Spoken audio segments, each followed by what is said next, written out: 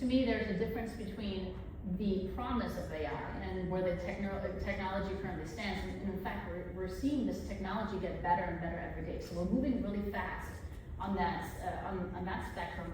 But in order to see full productivity gains, which I think the study that you're referring to, right, we're not, the MIT study showed some of this, as companies start to incorporate the early days of this technology, we're not seeing full-on gains on the productivity side quite yet.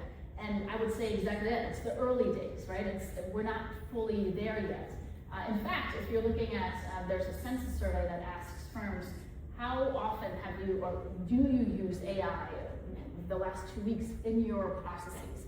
And only 10% of companies said yes to that question. So we're pretty low on adoption, which means that until we've seen further proliferation of this technology through all sorts of jobs, companies, processes, we're not going to see all those productivity gains yet. And interestingly enough, even looking at job postings on Indeed, you know, we're tracking mentions of AI, and only roughly 3% of job postings on Indeed mention AI. So it's a really small share with rapid growth, I should note.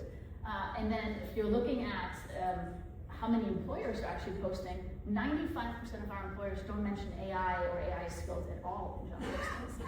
And the ones that do mention it, we're seeing a really strong concentration among larger and tech-forward type firms, exactly the ones you would imagine, right, that are heavily involved in these early days of adoption.